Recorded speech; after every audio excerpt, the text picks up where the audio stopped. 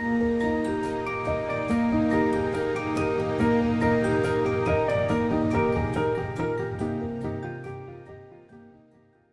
my sensation students. Welcome to this series of lessons for Year 4 reading. You should have received a link which will take you to a page that looks like this. So we have the cover-up text, the questions and the answers. This one will probably say lesson by the time it gets to you, but this is the answer key for me. You need to start off by going into here and reading the text, and then coming over here and going through the questions. Now, I recommend that you answer these in full sentence answers. If you don't know how to do that, go and check out the grammar videos. Lesson number 3 will teach you how to do a full sentence answer. So you're going to go and read it, answer the questions. If you want, you can just write straight onto a piece of paper. You don't need to have the worksheet itself. However, if you want, you can download it here, print it off, and sorry, Agon's come to visit for this lesson. Print it off for this, print it off and write it straight onto the worksheet. It doesn't really matter as long as you've got those answers down. That's all you need to do. Okay, so if you haven't answered the questions, go and do that now, and then come back here and we're going to go through them. So we're going to start every lesson by me reading the text to you. So the reason why I do this is because it's really valuable for you to hear how a successful reader reads. So you're never going to read things perfectly. I've been reading for 30 years, and every time I don't read things perfectly. The skill you need is that when you make a mistake, 1, you know you've made a mistake, and 2, you can go back and correct it. So if you've said the wrong thing and you haven't heard it, that's a problem. We need to fix that up, and then you need to know to go back and fix it. So modeling to you how successful readers read is one of the ways you learn this skill. So that's why I'm reading it to you. Jerry tapped his foot under the desk. He could hardly wait for the bell. Don't forget, your research paper is due tomorrow, Mrs. Howard said. Mrs. Howard talked about how to format the paper, but Jerry didn't listen. All he could think about was getting home. He'd need to run fast to get there before his parents. Most days, Jerry took his time getting home from school. He liked to stop at the video game store to check out the new games. However, today was different. As soon as the bell rang, Jerry put on his thick fur-lined coat. He threw his sneakers into his backpack and pulled on his snow boots. Nothing would keep Jerry from his mission.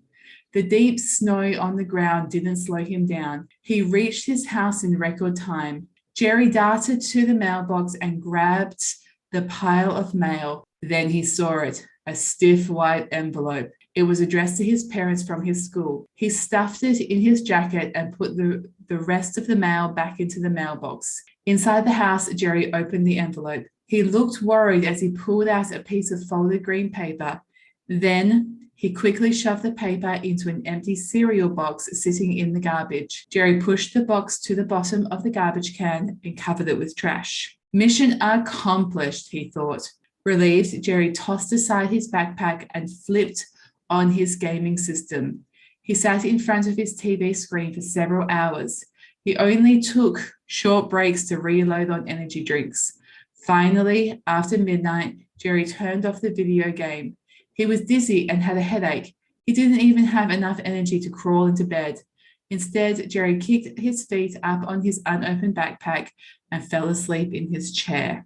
All right, so let's go over and have a look at the answers. So this series of lessons is about inferencing. So we are inferring. So what that means is that the answer isn't directly there on the sheet. So it's not going to be, what was the boy's name? Jerry. That's going to be there right on the sheet. This is you sort of reading between the lines. So it's a bit of a trickier skill because you sort of have to use your own background knowledge to help you with it. So let's have a go. In what season does this story most likely take place? How do you know? So your answer is going to vary a little bit. This story most likely takes place during winter. I think it takes place during winter because it's snowed outside and the main character wears a thick fur-lined coat and snow boots. So if we come back here to the text, as soon as the bell rang, Jerry put on his thick fur-lined coat. He threw his sneakers into his backpack and pulled on his snow boots. The deep snow on the ground didn't slow him as he ran. So these are all things that happen when you, these are all snow things, they're all winter things. So we know that the snow comes in the winter. Why does Jerry want to get home before his parents? How do you know? Jerry wants to get home before his parents so he can hide something from them. I know this because Jerry races home, pulls one letter out of the mail and buries it in the garbage. So it says usually he liked to stop at the video game store to check out the games. Usually he took his time getting home, but today he had a special mission. He had to get home and hide that envelope and put it in the trash before his parents did, before his parents found it. What do you think was in the envelope? How do you know? I think Jerry's report card was in the envelope. I know this because the envelope came from his school and Jerry doesn't want his parents to see it. Also, inside the envelope, the paper inside the envelope is green, which tells me that it could be a report card. I think that if it were a note home, his teacher would have written it on white paper. Okay, so this last bit about the green paper, that's probably a little bit of a stretch. Back in my day, report cards were green, but today you don't even get a report card into your letterbox, you get a report card into your email box. So if you didn't get that green part, that's totally okay. I wouldn't have expected that of you. But there is some kind of envelope that's come from his school that he is trying to hide. And if we come back up here, Jerry didn't listen. All he could think about was getting home. And then so don't forget your research paper is due tomorrow. He doesn't care. He just wants to get home. And then instead of coming home and working on his research paper, he stays up gaming, watching TV for several hours. And it's not until after midnight when he's so tired, he's dizzy and has a headache that he finally falls asleep. But he doesn't even have enough energy to go to bed. He just falls asleep there in his bed. Now, if you're staying up that late, how are you going to concentrate the next day at school? So he's not concentrating at school because he's tired, probably because he's disinterested, and he hasn't been working on his research papers. So he's probably not doing very well at school. And he's probably trying to hide this from his parents because if they found out, they'd go, all right, we're going to take off some of this TV time and you can go to bed at 8 o'clock, which he doesn't want to do. So he's trying to hide this situation from his parents, how poorly he's doing academically, so he can keep on staying up watching TV. Why do you think he buries the paper at the bottom of the garbage can? Jerry buries the paper at the bottom of the garbage can because he doesn't want his parents to see it. Also, he doesn't want them to find out that he opened it and tried to hide it from them. So he's trying to, like, if he just shoves it, pops it on top of the bin, then his parents are going to open up the bin and go, oh, what's this, Jerry? Oh, you're doing terribly. Right, so he has to shove it right down deep where his parents aren't even going to think to look. And that way he can hide it a bit better. All right, last question. How do you think Jerry is doing at school? How do you know this? So this is what I just spoke about.